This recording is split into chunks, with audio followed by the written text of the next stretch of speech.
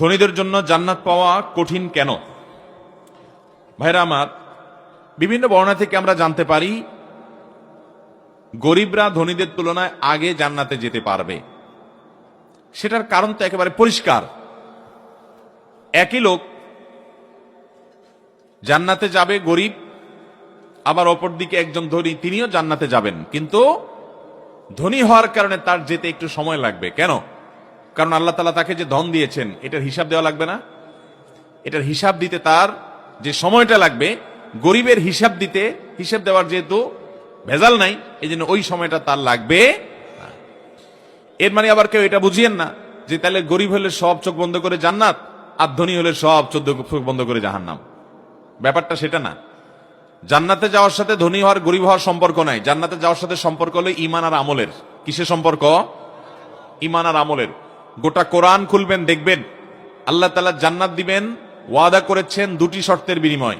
ইন্নাল্লাযীনা আমানু ওয়া আমিলুস সলিহাত, যারা ঈমান আনছে এবং ভালো কাজগুলো খুঁটে খুঁটে করছে, খারাপ কাজ করে নাই, তাদের সম্পর্কে আল্লাহ বলেছেন লাহুম জান্নাতুন তাজরি মিন তাহতিহাল আনহার, তাদের জন্য জান্নাত।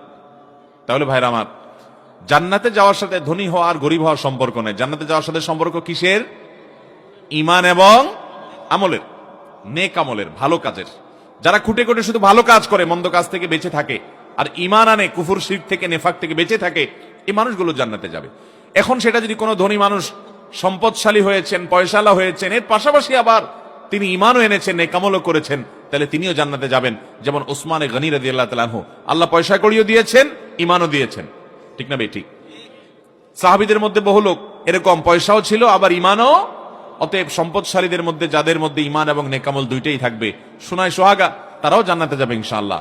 আর গরিব মানুষ হয়ে যদি কেউ ঈমান না আনে, নেকামল না করে, ভালো কাজ না করে, নামাজ না পড়ে, কিন্তু মানুষটা গরিব, সে জান্নাতে যাবে?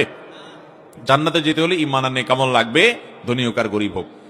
হাদিসের বক্তব্য হলো গরিব জান্নাতি আর ধনী জান্নাতি, এই দুজনের মধ্যে গরিব আগে যাবে, ধনী পরে যাবে, কারণ ধনীর হিসাব দিয়ে তারপরে যেতে হবে। এখন আপনি বলতে পারেন তাহলে তো গরিব হওয়াটা ভালো, ধনী হওয়াটা খারাপ। না, এরকম সহজ হিসাব করা যাবে না। একজন লোক তার হিসাব দিতে একটু সময় লাগবে, কিন্তু তাকে আল্লাহ তাআলা অনেক ধন দিয়েছেন, সে ধন দিয়ে অনেক দান সাদকা করেছে, অনেক মানুষ উপকার করেছে, সাদকা জারিয়া করেছে, ওইগুলো সব সে পাবে না? গরিব তো আবার সেটা পাবে না। ঠিক না ভাই? ঠিক। অতএব এ হাদিস থেকে কেউ যেন এটা না বুঝেন যে ইসলাম বলছে সবাইকে গরিব হয়ে যেতে, ইসলাম ধনী হইতে বলে না, নিরুৎসাহিত করেছে না, সেটা না। মুসলমান ধনী হইলে আলহামদুলিল্লাহ, সে ওইটা দিয়ে ভালো কাজ করবে, টাকা পয়সা দিয়া। কিন্তু ধনী না হইলে এত অস্থিরতার কিচ্ছু নাই, কারণ মুসলমান জানে দুনিয়ার এই কাগজপত্র, টাকা পয়সা, জমি জমা, এগুলো সবগুলো সীমিত সময়ের জন্য। আমি প্রায় বলি যে ভাইরা, আমরা বেশিরভাগ মানুষ পয়সা কড়ি করতে করতে 40 বছর বয়স হয়ে যায়। ব্যবসা বাণিজ্য করে, বিদেশ বিরাজ্য ঘুরে, আস্তে আস্তে টাকা পয়সা হয়ে মোটামুটি যখন পয়সাওয়ালা হয়ে যায়, হইতে হইতে মিনিমাম 40 বছর বা এর চাইতে আরো বেশিও লেগে যায়। ঠিক না ভাই? ঠিক। বাঁচি কয় বছর? 60 থেকে 70। তাহলে আপনি কোটি কোটি টাকার মালিক হলেন, কিন্তু কত বছরের জন্য মালিক হলেন? 20-30 বছরের জন্য। এভাবে তো আমরা চিন্তা করে দেখি না। আমরা মনে করি এই জমি আমার, ওই মার্কেট আমার। আরে ভাই, এগুলা 20-30 বছরের জন্য আপনার। এরপরে এগুলা অন্যরা ভাগযোগ করে নিয়ে যাবে, আপনার ছেলে মেয়ের কাছে থাকবে না, অন্যরা নিয়ে যাবে, সেটাও আপনি জানেন না, কিন্তু আপনার কাছে অন্তত থাকবে। বিধায় ইমানদার যদি গরিব হন, তিনি মন খারাপ করবেন না, কারণ দুনিয়া এটা আমার থাকার জায়গাই না, আমার দরকার আখিরাতের সম্পদ গড়ে তোলা। তো যাই হোক, হাদিসে যে বলা হয়েছে ধনীরা একটু পরে যাবে, এর মানে এইটা না যে ধনীরা খারাপ।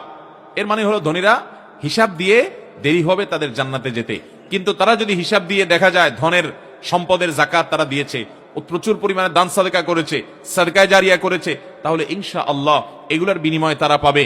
অনেক গরিবকে তারা পিছনে ফেলে অনেক উঁচু মাপের জান্নাতি হতে পারবেন। এটা আমলের সাথে নির্ভরশীল, কর্মের সাথে নির্ভরশীল। আল্লাহ তাআলা আমাদের সবাইকে নেক আমল করে দুনিয়া থেকে যাওয়ার তৌফিক দান করুন।